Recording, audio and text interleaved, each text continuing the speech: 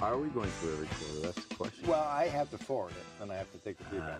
You got to take the feedback? Well, I mean, Good evening and welcome to Law Talk, the show that brings you the Constitution, the events of the day, and legal analysis to you each month.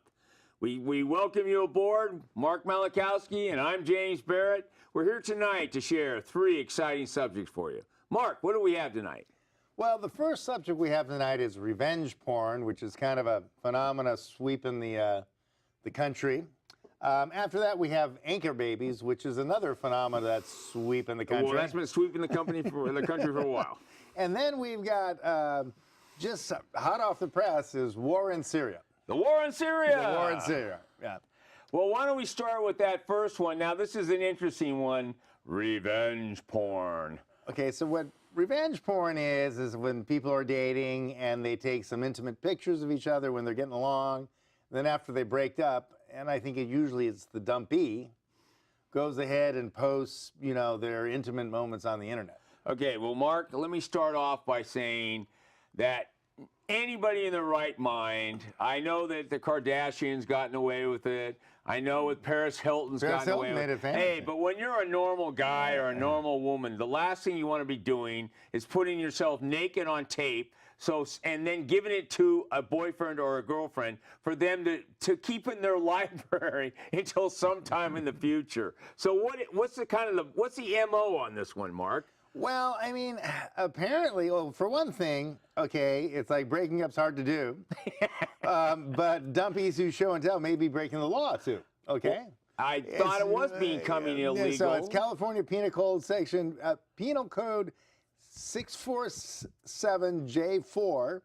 Easy for you to say. Yeah, easy for me to say. Yeah, I'll say that. You can say that again. Makes it a crime to distribute revenge porn. So having the revenge porn is not really a crime. It's when you post it. Okay, are we talking about in any public forum, Facebook, YouTube, Instagram, Snapchat, any of those, correct? Yeah, right. So if you put it out there, but my question is there a malice factor here, or is this just it's pro se crime? You do it, you're guilty, or is it you have to have intent? There's some different breakdowns. It's like, there's a difference. Did you take it? Did you distribute it? So there's all these different breakdowns like that, right? Well, if you monetize it, I can understand that. Like you put it on the Backstreet or something. If you're the one who, so one thing is like, if you're the one who, if you take the photo, you got a little more freedom to use it. If you're not the one who took the photo, you don't. If you distribute it, that's a little worse than taking the photo. So, it kind of comes in these different layers of, really what you're up to. But it's pretty much an untested law. And, but the people... Wait, may I ask you a question, though? Okay. We have the Constitution, the U.S. Constitution, First Amendment, that protects us freedom of speech. Right. I only see the ACLU coming at this all over the place, saying, hey, there was 2 consenting adults, they filmed something, and I have a copy of it, so I'm going to put it out there as my speech of what I think of that person. Now, where do I go wrong there? Well, because first of all, believing anything the ACLU says is pretty much going wrong. It's step 1? That's step 1. Because those guys... On the road to hell. Those guys are the worst of the worst. But as far as that goes, I mean, they're always making up stuff. But as far as that goes, I think you could try that, but then you've got defamation. Okay, wait a minute. You get defamation because you posted something that you have freedom of speech to post, or you have defamation because you had an intent to smear that person's good image in the public. It would hurt their reputation. And does it hurt their reputation? And so if it hurts their reputation, if they get fired or something, but this is just a penal code, so there's also kind of untested law on like what's going to happen in the civil cases. Wait a minute, let's go back to this. Is this a strict liability crime?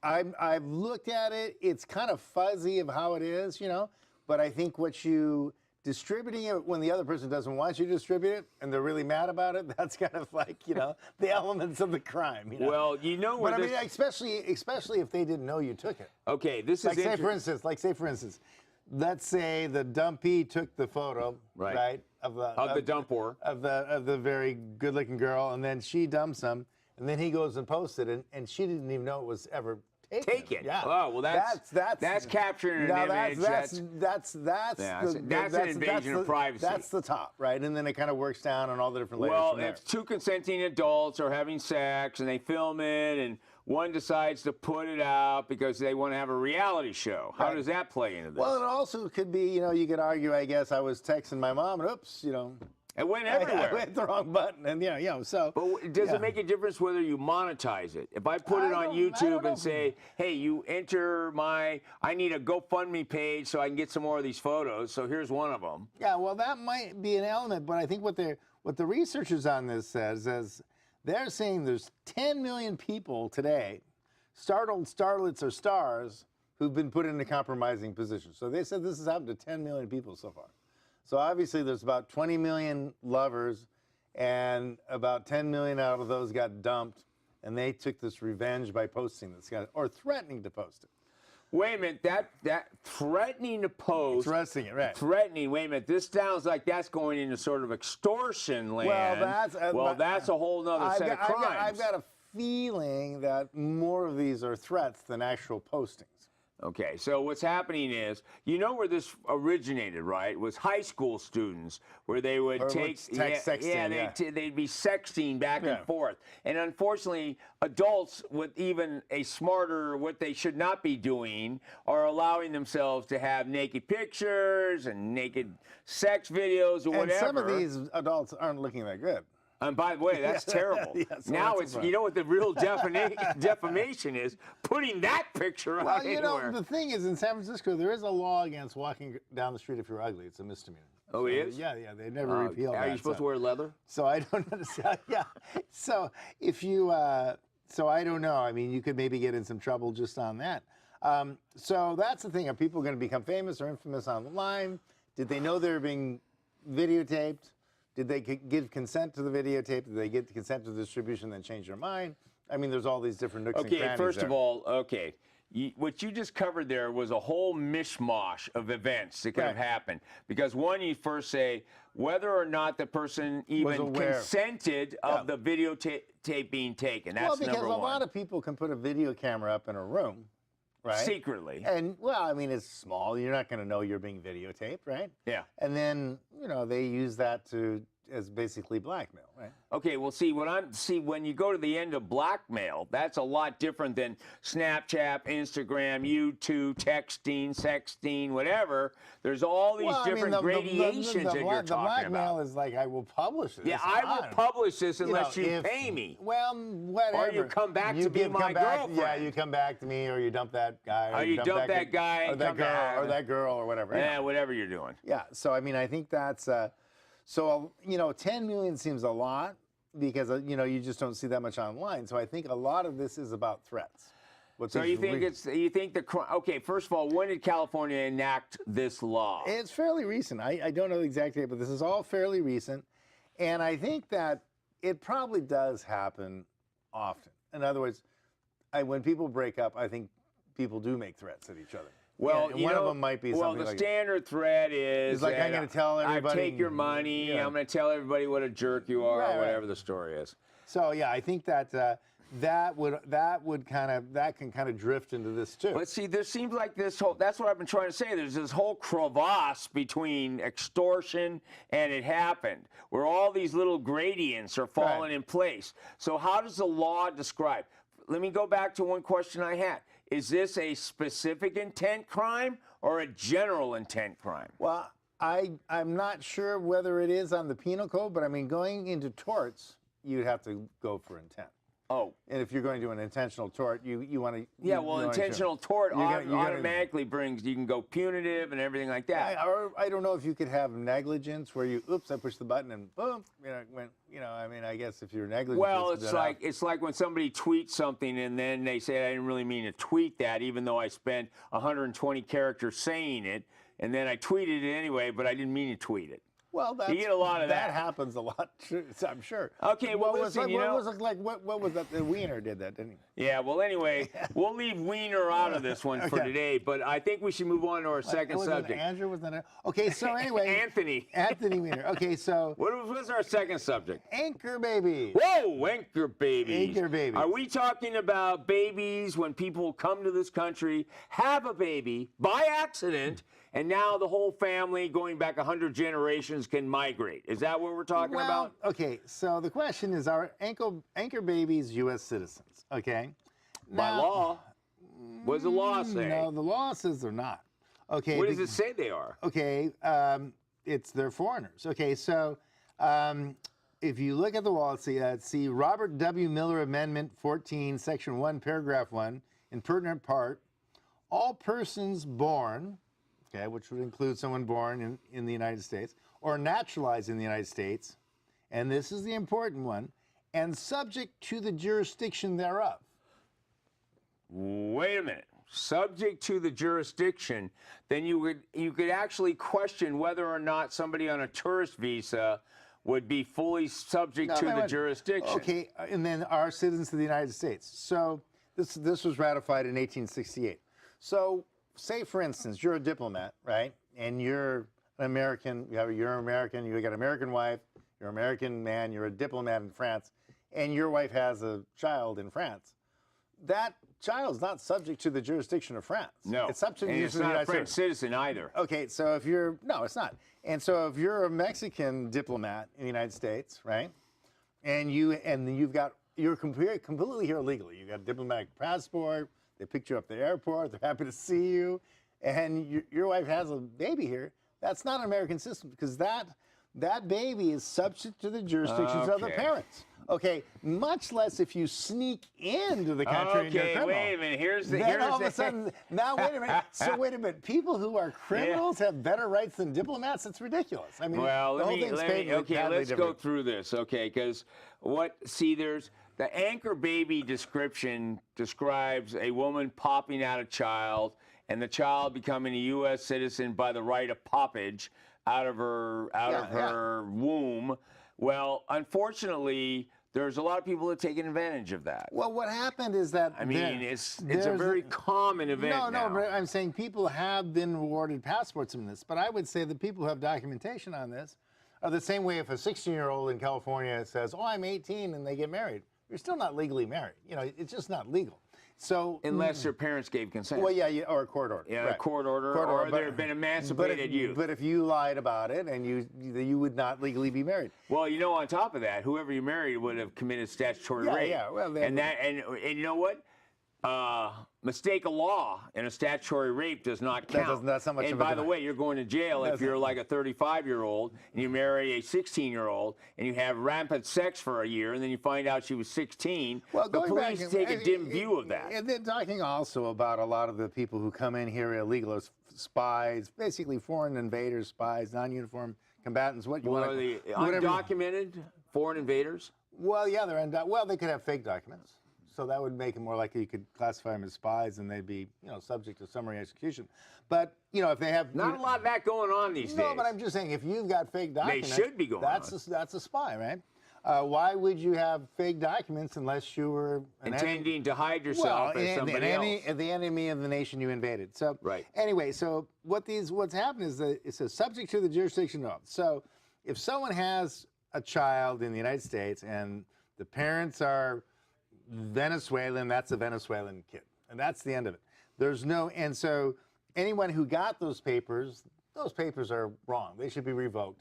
And the problem is right now we have 90 million illegal aliens in the United States. 90 million. Not 11 million, by the way. No, it's about 90 11 million is a nice number they keep saying when it's totally a lie. That's not true because Javier Becerra, in his paperwork just said the other day, Mr. Reconquista, we covered that last month, by the way. Okay, yeah, the Mr. Reconquista, bump off all the honkies.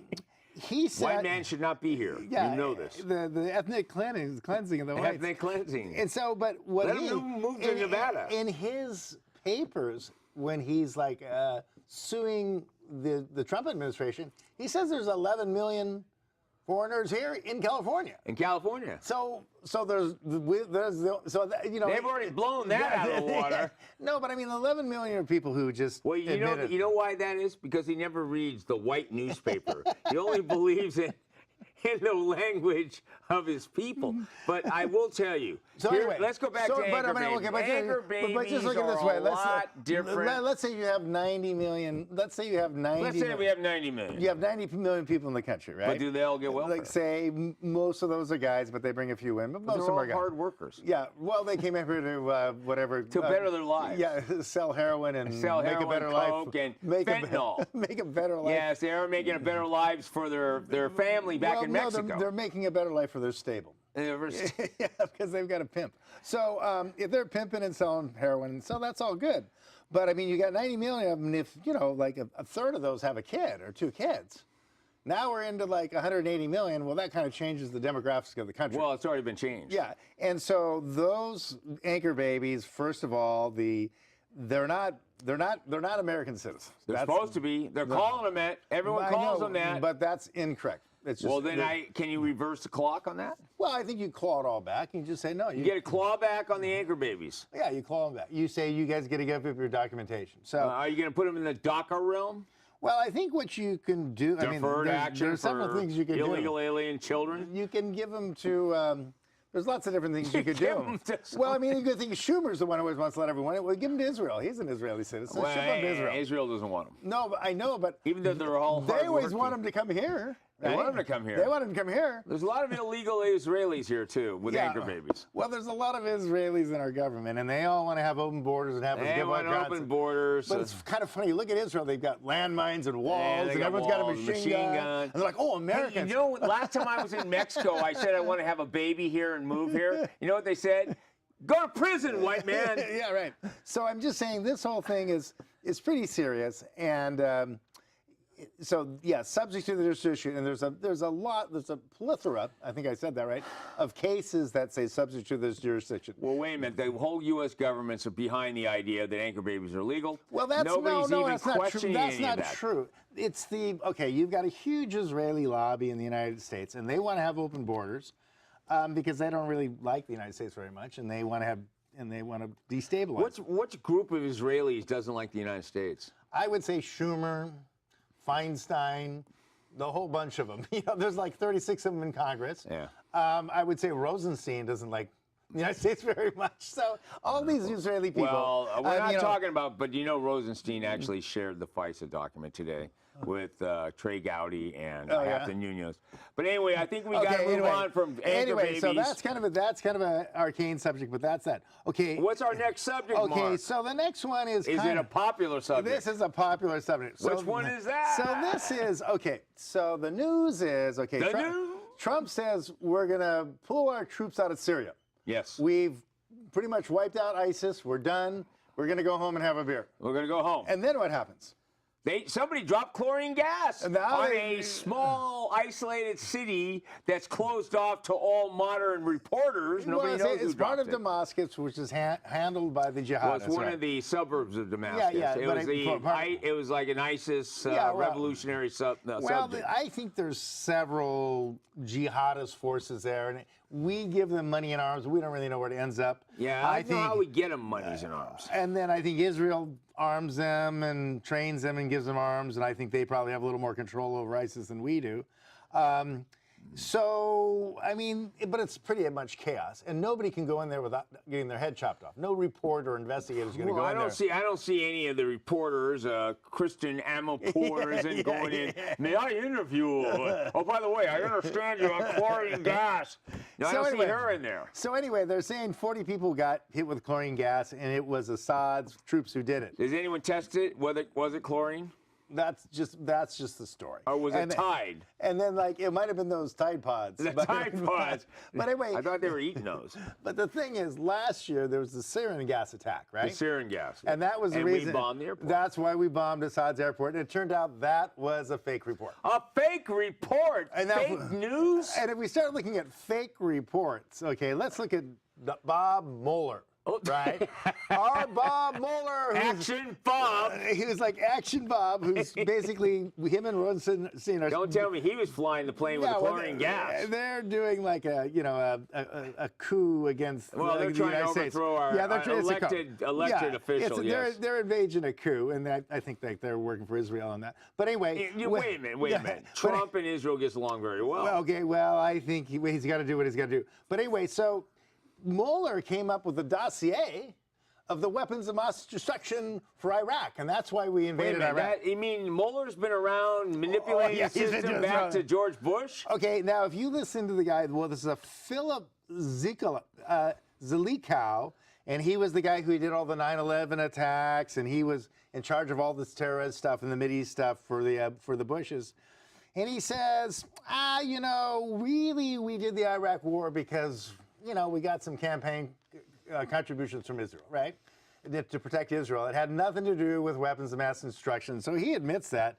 And he said it was done for Israeli security. And he said, the administration had insisted he launched the war to liberate the Iraq people, destroy Iraq's weapons of mass destruction, WME, and to protect the United States. And that's where Bob Mueller comes in. All those weapons of mass destruction, they're going to blow up the world tomorrow. Wait a minute. Bob Mueller, he testify? Where did he gather the data that supported the weapons of mass destruction? Where did that come from? They wrote it up when they had some beers. No, he testified in Congress. I know, but how did he testify from which data? Well, I mean, they made it. It's all fake. It was fake data. It wasn't there. Are you trying to tell me it was fake news back in the Bush administration? This was a fake thing. Fake news. This was another fake dossier by fake dossier. Bob Mueller. Oh, he's back. The Boy Scout. He's back. Okay, so Zeklo made the threats about the unstated threat. And so that sounds dramatic. And it sounds like a book. He was on, he was the President's Foreign Intelligence Advisory Board, FIFAB. What year was that? This was 2001. That's right there. He started this in 2001. Okay, so how much money did he make off that deal? Okay, but then when he's like kind of in 2001, 2003, he starts going, yeah, that was all fake. And he said, why would Iraq use nuclear weapons against us? That wouldn't make any sense. They couldn't use them against us. There's no way they could use them against us. I think the real threat is it's the threat against Israel. So basically, the Iraq war, which we spent 50,000 casualties, 10,000 dead, we spent $8 trillion. That was conducted on behalf of Israel. And I'm saying the Syria conflict looks to me like we're going to fight Deja vu? Yeah, we're going to do that for Israel. And the reason Israel's mad at Syria has nothing to do with chlorine or Clorox or getting whiter whites or any of that, But Tide gives extra bright colors. Or eating Tide Pods. It has nothing to do with that. Nothing to do with that. Okay, so for one thing... Is it oil? There was a pipe... Mark, is it oil? There was a pipeline that was supposed to go through... A pipeline! That was supposed to go... This is a James Bond movie. Like up through Qatar and Saudi... And go up from the north and south. And that was supposed to go to Syria to Europe. Or Syria could take the one from... Is that going through Turkey as well? Yeah. Through Turkey? Yeah, and so or the other choice was going to Iran and then go through Syria, right? And guess what? The Syrians chose the Iranian pipeline instead of the Israeli pipeline. I wonder why. And so Israelis are not happy that. They want to copy that, put in ISIS, and then they can be disabled. Was Israel going to make a cut off the pipeline through Israel? Well, I think that Israel is very closely aligned with Saudi Arabia, and so they... Now they are. So they're the regional powers there after we made them the regional power of the Iraq war because we destabilized the region. So I'm just saying... I'm just glad we have a friendly Saudi guy now. Yeah, and so, yeah, we always have the Bushes. Prince Al Aboum. Oh, yeah, right. The new guy. We always have the Bushes. So, the Saudis or the Bushes, the same thing. Okay, so anyway... With beards. And another thing they're not very happy with, the Israelis, is the Syrians don't have a central bank. They don't have a Federal Reserve like we have. They don't have a Bank of England. They don't have a central bank. Sounds like a good operation. So basically, Soros, or I guess as Jacob Rothschild, can't control their currency, and they don't like that. And if they start seeing these countries start not using an Israeli currency or controlled by a central bank, that's a game changer. You see what happened to Napoleon. You see what happened to John F. Kennedy. Anybody who goes against in the way. the Israeli control of all the banks tends to have a problem. And so I think, You know, Mark, this is unsettling. so that's why I think we have. So I think, okay, now, so we're supposed to be Well, where does your paycheck We're come going to from, Mark? help. We're going to help the Israelis, and we're going to go and lose another $8 trillion, another 50,000 guys. But I'm saying, how many Israeli soldiers fought in Vietnam alongside American soldiers? None. How many Israeli soldiers fought? How about in Korea? None. How about in Iraq? None that we know of. How about in Afghanistan? None that we know of. Okay, so these other countries always contributed and fought along us. So, I mean, and Israel's got ISIS that they fund, and they've got an army. Why don't they fight their own war in Syria? How come we got to fight it for them? That's what I Because want. they don't believe in fighting wars outside their borders. Well, then they shouldn't try. They should leave Syria alone. Have you heard about the West Bank? Yeah. So, Have you heard about the Palestinians? so, well, yeah, the Philistines. Lebanon and the Philistines. and all the two organizations. What are they called? There's the two good ones. Hamas and Hamas and Yeah. Yeah, well, those are like, those are for falafels. But no. No, what they the those falafel and the those Hamas. are front groups for Iran. Okay, but look at this. Okay, so you got Hamas, you got this and Oh, this. the other one's okay. Hezbollah. Hezbollah. Okay, so here's the question: if ISIS is in Iraq, which is 2 inches away from Israel, On the map. How come ISIS has never attacked Israel? ISIS doesn't want to get into Israel because they know they'll be wiped out if they try anything. Yeah. Or Well, I think they're they- getting a paycheck from think it. they get a paycheck from it. Whoa! And boy, so- that's a big revelation. And I think what Is happened Israel supporting ISIS? And so here's what, well, I think they trained him and they control him to a certain extent. But I mean, these are crazy forces, and I think they're split into different factions. So it's No, hard. it's tribal factions. It's hard to control. On top of that, it's all family related to I tribal mean, factions. I'm sure people are bribed and even murdered. after all these years, Yeah. Mark, it comes back to tribal factions Right. and who pays, which warlord controls what, and who do they But get what the I'm most saying, money what I'm from. saying, it looks to me that ISIS was losing, and they were just about to get wiped out, and Israel's very happy that ISIS is destabilizing Syria, and so now we got to get the Americans to bomb Syria. But I thought we were fighting ISIS, and Well, and wait a minute. There's been, So what's we're going kind of on? running out of time tonight, Mark, but I will tell you this. The most complicated war that's not really a war is how many different factions there are in Syria. Right. I think there are so many factions from different countries, all supporting their little fiefdom army, that we don't even know who are really fighting in Syria. Well, we know Assad's there with his house we don't arrest. know who we're hiring. Yeah, we don't even know which hitmen we're here We're hiring. giving money and arms to the moderate jihadists. That's correct. And the moderate jihadists don't really like us at all. And of course they don't.